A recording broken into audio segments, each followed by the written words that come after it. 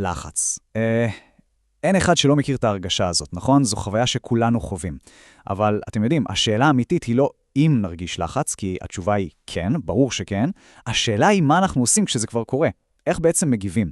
אז יאללה, בואו נצלול פנימה ונבין את זה. אז בואו נתחיל עם איזו שאלה קטנה למחשבה. כשמגיע הלחץ הזה, מה האימפולס הראשון? מה הדבר הראשון שעושים?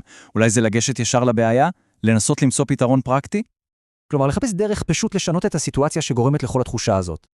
או שאולי לא. אולי האינסטינקט הוא יותר בכיוון הרגשי. הרצון הזה לדבר עם מישהו, פשוט להוציא את מה שיושב על הלב, לפרוק. ויש גם את הגישה הזאת של, אתם יודעים, לקחת רגע צעד אחורה. לשים אוזניות עם מוזיקה, לצאת להליכה, פשוט ליצור קצת מרחק כדי להרגיע את המערכת.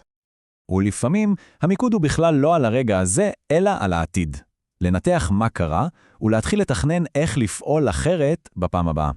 כל אלה, אגב, תגובות סופר נפוצות, והן מובילות אותנו ישר לשאלה המרכזית שלנו. אוקיי, אז כל התגובות השונות האלה הן ממש לא אקראיות. הפסיכולוגיה בעצם מחלקת אותן לשתי אסטרטגיות עיקריות, שתי דרכים מרכזיות להתמודד עם מצבי לחץ. אבל רגע, לפני שנצלול אליהן, בואו נגדיר רגע מה זו בכלל התמודדות. בפשטות, זו פשוט כל פעולה שאנחנו עושים כדי לנסות לשלוט, להפחית, או פשוט לנהל סיטואציה מלחיצה. המהות היא לא במצב עצמו, אלא בתגובה שלנו אליו. והנה קבלו את שני השחקנים המרכזיים על המגרש. התמודדות ממוקדת בבעיה והתמודדות ממוקדת ברגש. הראשונה, המטרה שלה היא די ברורה, לפתור את הבעיה, לתקן את מה שקורה בחוץ. השנייה, לעומת זאת, מסתכלת פנימה. המטרה שלה היא להרגיע את התחושה הפנימית, את הסערה הרגשית. בואו נפרק כל אחת מהן. טוב, אז נתחיל עם התמודדות ממוקדת בבעיה. אפשר לקרוא לזה אסטרטגיית לעשות משהו. היא עוסקת בשינוי של המצב עצמו, לא רק בשינוי של איך אנחנו מרגישים לגביו. אחת הגישות הכי מעניינות פה היא בעצם להתמודד עם הלחץ עוד לפני שהוא בכלל קורה. בפסיכולוגיה קוראים לזה התמודדות מטרימה, או במילים פשוטות פרואקטיבית. הרעיון הוא פשוט. קודם כל אוספים מידע. למשל, תלמידים לפני המסע לפולין לומדים מראש על לוח הזמנים, על התכנים שיכולים להיות קשים. אחר כך מפתחים תוכנית פעולה ומתרגלים תגובות. המטרה היא להיות מוכנים, לא רק להגיב כשהכל כבר קורה. עכשיו פה זה נהיה ממש מעניין. יש רעיון של פסיכולוג בשם דונלד מכנבאום שנקרא מודל חיסון נגד לחץ. תחשבו על זה בדיוק כמו חיסון רפואי. אנחנו נחשפים למנות קטנות ומבוקרות של לחץ כדי לפתח חסינות. איך זה עובד? יש פה 3 שלבים. קודם כל, הגדרה מחדש של הבעיה. במקום להגיד אני כישלון, להגיד משהו כמו אוקיי, עדיין לא פיתחתי מספיק ביטחון בתחום הזה. שנית, רוכשים ומתרגלים מיומנויות חדשות. והשלב השלישי והחשוב הוא ליישם את המיומנויות האלה במצבים מדומים כמו משחק תפקידים, כדי להרגיש מוכנים לדבר האמיתי. אבל מה קורה כשלפעמים פשוט אי אפשר לפתור את הבעיה, כשהיא גדולה מאיתנו? בדיוק כאן נכנסת לתמונה האסטרטגיה השנייה, ההתמודדות ממוקדת ברגש.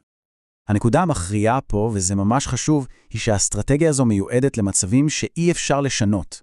דברים כמו אובדן, טראומה, אסון. במקרים כאלה, המטרה היא לא לשנות את האירוע החיצוני כי זה בלתי אפשרי, אלא להשפיע על הרגשות והמחשבות הפנימיים שלנו לגביו. אתם מכירים את האמרה הקלאסית, לנסות לעשות מהלימון לימונדה? אז זה בדיוק זה. זה מסכם את כל הרעיון בצורה מושלמת. הכל פה עניין של מסגור מחדש. למשל, פיטורים ממקום עבודה. זה יכול להרגיש כמו משבר נורא, אבל אפשר למסגר את זה מחדש כהזדמנות למצוא כיוון חדש, או אולי לקחת פסק זמן שהיינו צריכים. אז איך עושים את זה בתכלס? הגישה מתמקדת בלהרגיע את התסמינים הפיזיים של הלחץ. זה יכול להיות דרך פעילות גופנית שמשחררת אנדורפינים, אתם יודעים, ריצה או שחייה. זה יכול להיות תרגילי נשימה עמוקה שמפעילים את מערכת העצבים שמרגיעה את הגוף. או שיטות כמו מדיטציה והרפאת שרירים. המטרה של כולן זהה לגמרי, להרגיע את תגובת ההילחם או ברח של הגוף. אז יש לנו את שתי הגישות המרכזיות האלה. אבל זאת ממש לא תחרות של מי יותר טובה. המפתח הוא לחשוב עליהן כמו על כלים שונים באותו ארגז כלים. אז מתי משתמשים בכל כלי?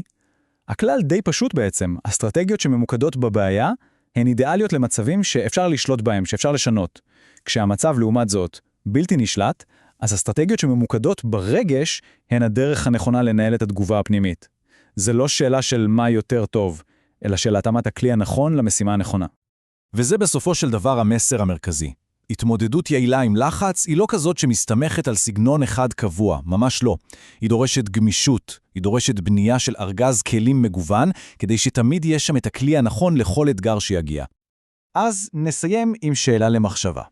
אם מסתכלים רגע על כל האסטרטגיות האלה, פתרון בעיות, ויסות רגשי, הכנה מראש, שווה לעצור ולשאול איזה כלי אולי חסר בארגז הכלים האישי של כל אחד ואחת. מה עוד אפשר להוסיף לשם כדי לחזק אותו עוד יותר?